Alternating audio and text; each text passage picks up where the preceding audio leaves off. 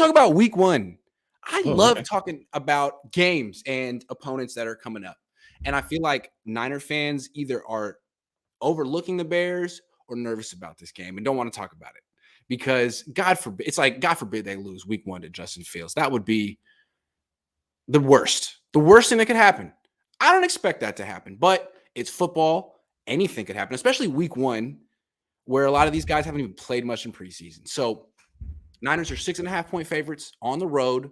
What is your biggest concern for them heading into this game? I think it's Kyle Shanahan. I mean, okay, so last year was a little bit different, but I think there was a lot of lucky things that happened for that offense to look good in week one. Remember last year going into week one, the conversation was, well, Shanahan offenses start out slow. This could be a trip up game. I still think all those rules apply. I really do. Plus, game one going against an athletic, mobile quarterback, sometimes it takes a while to get used to that on defense. And so I do think that the defensive line should dominate for the most part. However, Justin Fields can get mobile and absolutely wreck your day. So looking at that, trying to prepare. Now, let's also not forget that the practice squad quarterback or the scout team quarterback sounds like it's going to be Jimmy. Would it be the second quarterback or would it be Purdy? Oh, no. It's going to be Jimmy. The number 2 quarterback's going to be Jimmy. Right. Yeah. I know. So he'll be the scout team guy. So he'll be giving you the Justin Fields look, right? Yeah. Good luck. That's not. So last year, remember, they had Trey Lance to help them prepare for those guys. This year, they don't. And so I think week one, playing against a mobile quarterback is a tough assignment, always. Mm-hmm. And then the second thing is Kyle Shanahan offenses tend to start slow. And now imagine that you're throwing in a first-time starting quarterback, I mean, for the most part, into that offense to run things. I think there's a real serious chance here that this offense sputters week one. Yeah. I mean, here's the way I look at it. I feel like a lot of people, like the national media, love that. The national, you made that, by the way, right? Yes. The national media is making it this whole season about Trey Lance. Is Lance ready? Is Lance gonna shit the bed in Chicago? And what if he does? Will they bench him at halftime? What are they gonna do? To me, I'm not looking at it like that. This team has done so much with Jimmy, who you know how I feel about Jimmy. And so to me, that's not the question here. He's not the concern. I mean, he could come out and throw 4 picks. I don't think he will. To me, the concern is let's take it back to last year when they played Chicago in Chicago. They did this game last year, all right? Everyone talks about the Bears suck. The Niners are the best team in the league, or at least, beyond, like when you take the quarterback out of it. The Niners were losing to the Bears at halftime last year. They were going to lose that game until what happened, Jesse? Deebo Samuel, 82 yards, screen pass. Yeah. Deebo. Okay, so that was the moment when Deebo went from being a very good NFL player to being super Deebo. You were looking like, oh, he's a cheat code. This guy's a freak. I didn't know but he's a cheat code. And then he was for the rest of the year.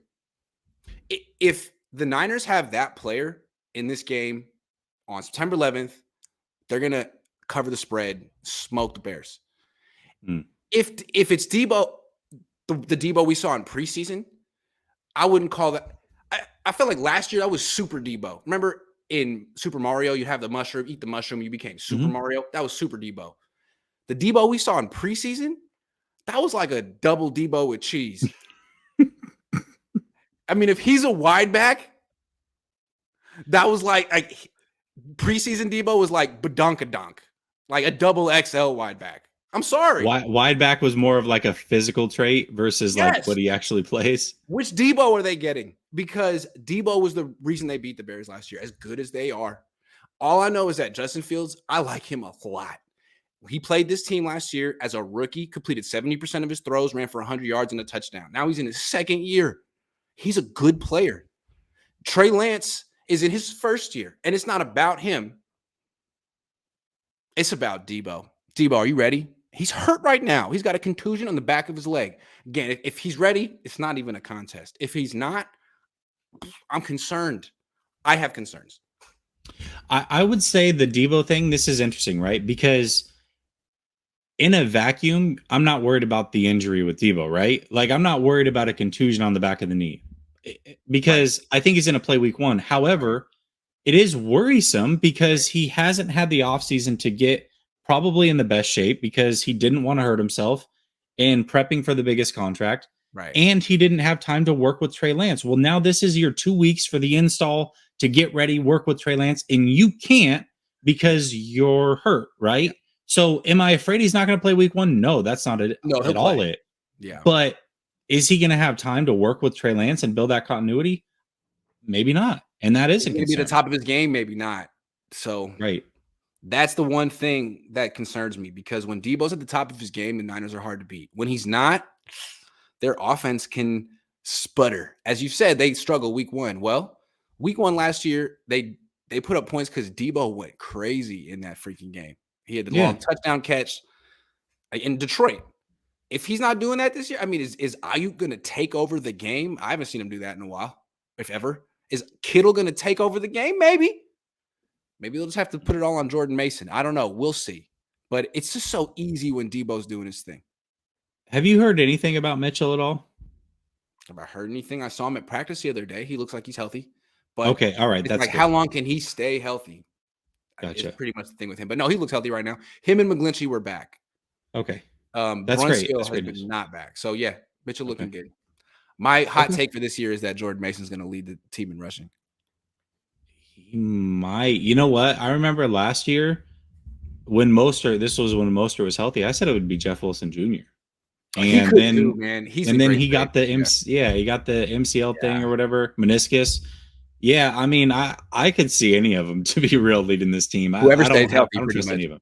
Whoever Yep, stays healthy. absolutely. Because the thing Yep. is, if Elijah Mitchell gets hurt, then Jeff Wilson gets his opportunity. If he gets hurt, then Ty Davis Price gets his opportunity. And if he sputters like he did in preseason, then boom, Jordan Mason time. Yeah, Oh. absolutely.